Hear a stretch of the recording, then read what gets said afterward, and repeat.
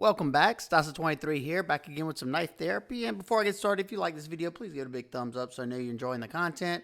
If not, thumbs down works as well. I'm good either way. If you like knife content and you're not already, hit that subscribe button. What are you waiting on? And today I have for you the Brian Brown Yeager-M. Like I said, this is the production run number 2. And this particular model came in at $348. And what you're getting here is a high-end production knife manufactured by Riyadh Knives. Riyadh does some of the best production, quality control, and fitment in the industry, you know, ranking up there with the best. I'm going to get some quick specs out of the way. It's not a big knife by any means. I wasn't really paying attention to the specs, but it's just right for me. You have an overall length of 7.6 inches, a blade length of 3.5 inches, a grip area from right here to here of 3.2 inches, a handle thickness from here to here of 0.54 inches, and a close width in the pocket from here to here of 1.30 inches, and a pretty hefty blade stock of 0.156 inches. Now, usually I don't like, my knives to be super beefy stock, but this thing is ground incredibly thin, very, very nicely done. It's got a very, very deep hollow grind on here. You can see just, if you look at, this is the best way to look at this, the grind, you can really see it with this Wharncliffe blade shape, how nice and thin, just the way I like it. It's ground down in the back area from about right here to here to about 13 thousandths, and this front area goes all the way down to 12 thousandths, and just zips through pretty much anything that I've put it in front of. Starting to take some, some minor mooring, nothing crazy yet, but it's been a joy to use. I will say that right off the back. Currently, there's no pre-order. That's how I had to get this on a pre-order through his website. But definitely follow him on Instagram or go on his website and get on his mailing list, because he may do another run. I have no idea. I just knew after following him for a while and after hearing so many good things about Brian, definitely wanted to support him any way I could, and I did so by getting this knife. So let's take a closer look at this. You have this nice, beautiful Wharncliffe blade shape with this, they call it machine satin finish on there. So if you like your grind lines, you'll love this. You have vertical satin on the primary bevel, and on the flats you have a horizontal satin on there, and then vertical again on this nice top swedge. The lines of that just look so beautiful. When it dances off the lights, love it. Blade is completely sterile, so it has that custom look to it. And the sounds this knife makes, it's not going to come over through on my mic, but whenever I'm flipping this, being that that blade is nice and thin like that, when you flip it, it has that nice little ring to it, kind of like a straight razor, that ting.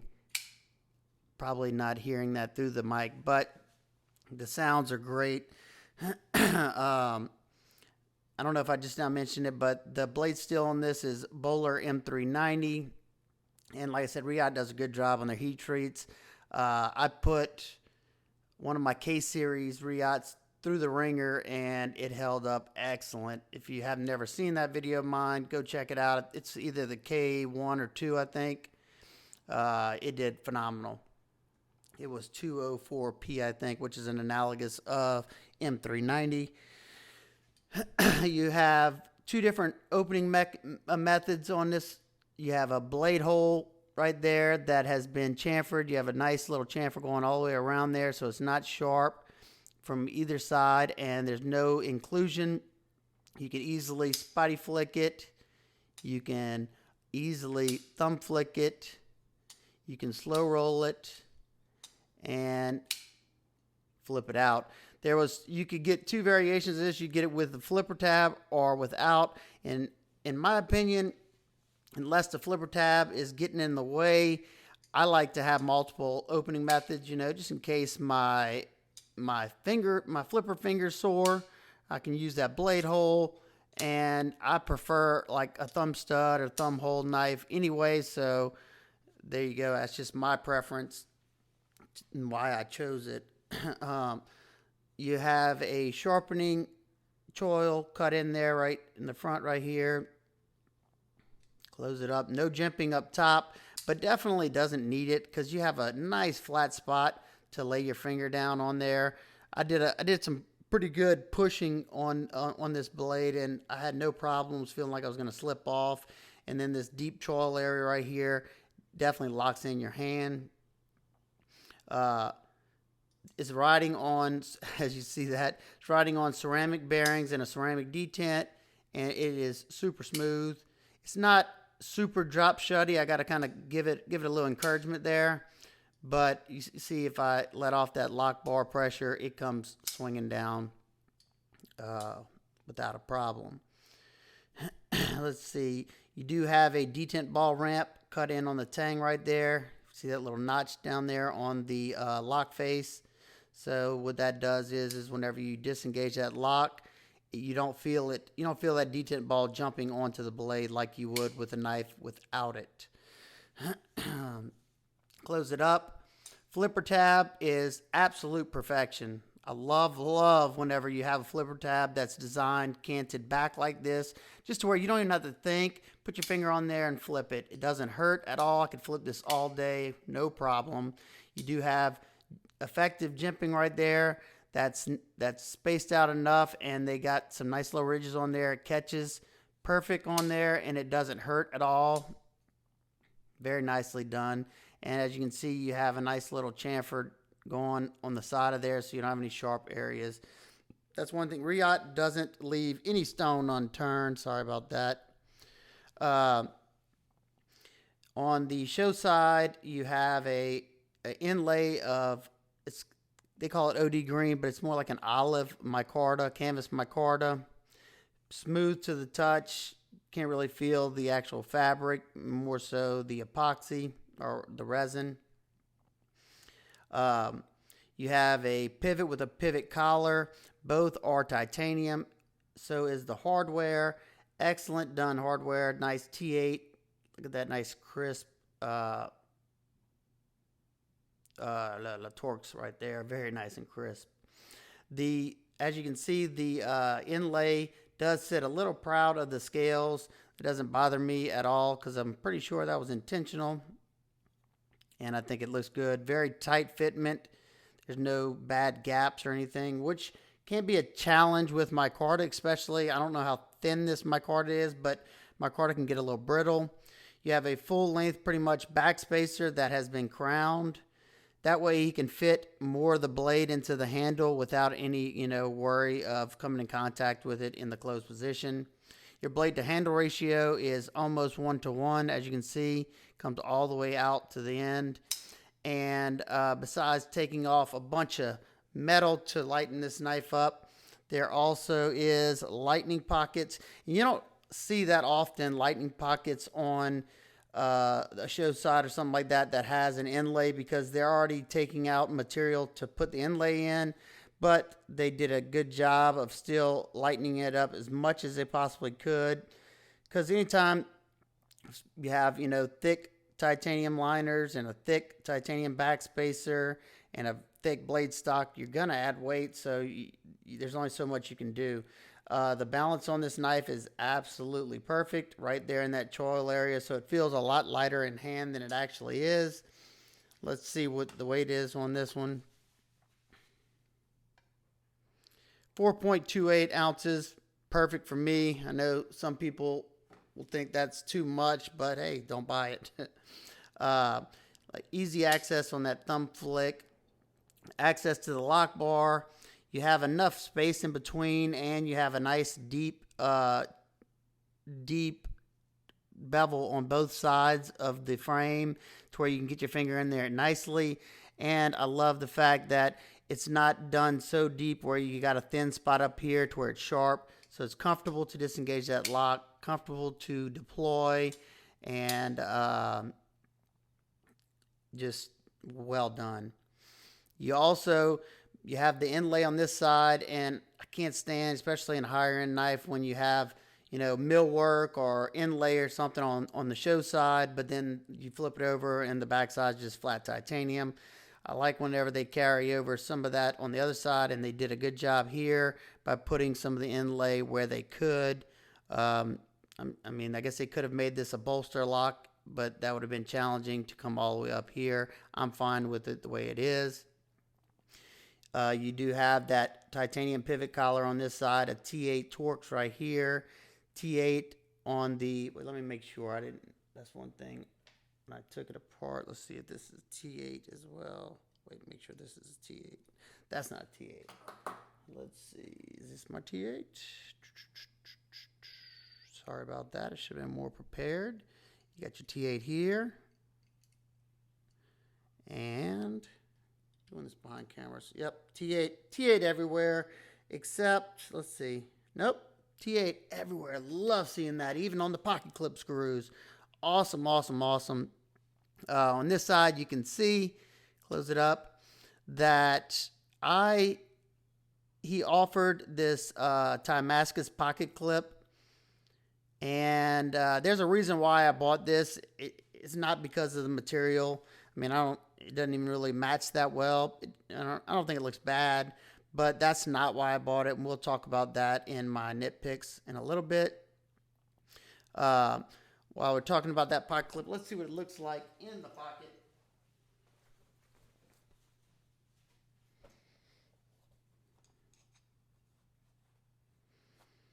So it's not a deep carry, but I'm perfectly fine with that. You got enough to be able to grab onto where the clip screws are, so you're not pushing down on that clip and pull it out of the pocket. Now, the clip that came with this knife originally is just a blasted, exact same form as the Damascus clip. There you go. And I just didn't feel like changing them because that's not the way I have the knife anymore. You have Brian Brown's logo right here in the lock bar cutout. You have a steel lock bar interface, a hardened steel lock bar interface, and an over travel. There's a little tab on this side that keeps it from going too far that way so you don't spring your lock. The centering on this bad boy is absolutely perfect, and there you go. You can see that nice paper thin edge. The ergos are good, with a caveat that we will talk about in just a second. So overall, I've really enjoyed the knife. I've used it, didn't abuse it. I don't really abuse any of my knives unless it's, you know, intentional. And I have not sharpened this up since I've gotten it. I've stropped it a few times, and I just recently, I mean, I used this not too long ago, right? Probably about an hour before this video. Let's see if it still has a nice working edge. Yes. Nice, still has a really good working edge on there. It might be, I doubt it's shaving sharp anymore, but let's see. Still definitely sharp enough to do pretty much any kind of work or task I'm going to be doing. I'd be interested to get a nice fresh edge on it though, so probably after this video I probably will put a fresh edge on it. Let's get some size comparisons so you can have an idea with some other knives. Probably the best size reference that I had is the Spyderco Sage, or at least that was on my table. The Sage is a little bit shorter. And then another Warney, the Wee and Snex Mini Busker. So as you can see, the Mini Busker is probably about a 1/4 inch longer, or 1/2 inch longer maybe. Let's see what else. Some stuff in the same price range, kinda. This is the Sebenza 21 small in Singo, but without the inlays, they're about comparable. And the Berg Blades Pup or Iron Pup, whatever. I don't know. This is the thumb stud version. So there you go. Let's see. I don't think I have anything that is. That's about. I couldn't find anything that was dead on perfect with it. Let me see. Here's one more. Here's the Ace Biblio. The Biblio is a little bit shorter as well. There you go. So now my nitpicks and complaints. I'm going to say I definitely recommend the knife, first of all. These nitpicks and complaints, unless they're deal breakers for you, then you got to make that decision. But first, I like a nice satin, but this satin finish, it really catches crud in there because it's a rougher grit finish on here. You can almost feel those lines. It's not a deal breaker or anything for me. I would have liked it a little bit smoother than that. Let's see, get some of that crud out of there. It just, pretty much everything I cut stays into the finish, and you can kind of feel it. It might wear in over time, but just something to note.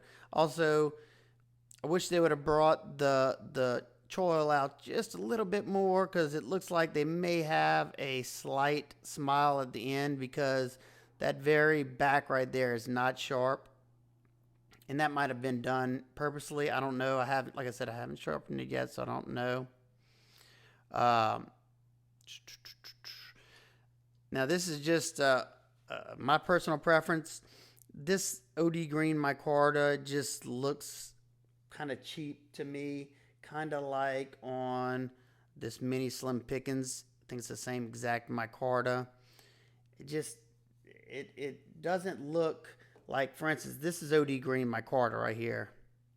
And I know they're both different finishes. I'm aware of that. But if I did the same exact finish to both of these, I can promise you that this one's going to still look better than this.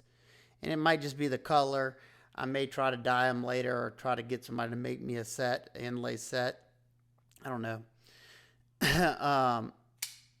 Now, for me, and this may not be an issue for you, depending on your hand size and how you hold the knife. I don't know.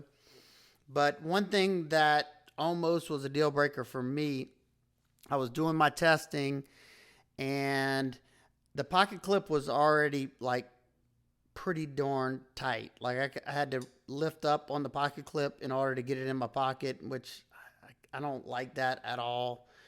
But there's ways, I could spring it up a little bit if I needed to. So I was trying to get through that. But whenever I started cutting, I got through my cardboard cutting, and I was doing the wood shaving that I like to do, just to kind of, get that really good feel on how the knife's going to feel in hand, or if there's any hot spots.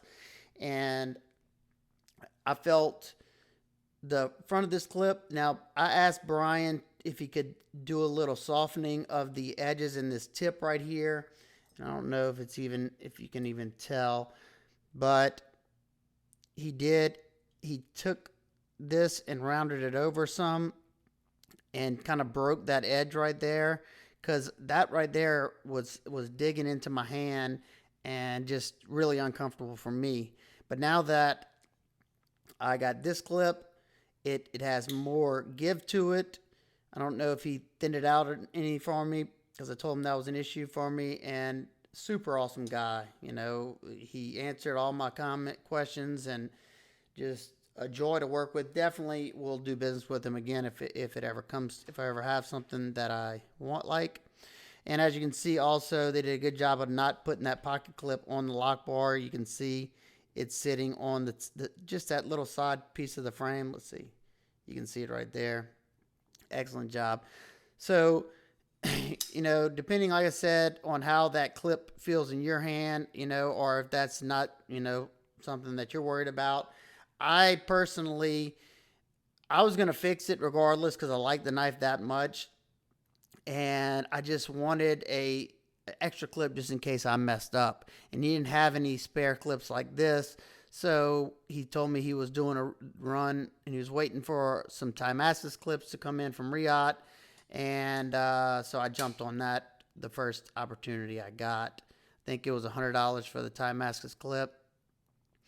So there you go. Overall, I absolutely love the knife. Would I buy it again? Definitely. Would I hesitate to buy it because of the clip? I wouldn't.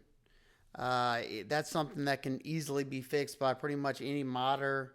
You know, I could have done it. I just wasn't. I didn't want that little minute possibility of me messing it up and not being able to carry and use the knife, because I've been enjoying the knife. It's held an excellent edge for me. That's one thing I like about a nice thin grind like that. Even when it starts to dull up, that nice thin grind pushes through material. You know, it may tear it a little bit, but it's going to push through material way better than a thick behind the edge knife. That's just my experience. All right, guys and girls, if you have any questions, comments, concerns, please leave them down below. And I will see y'all on the next one. Peace.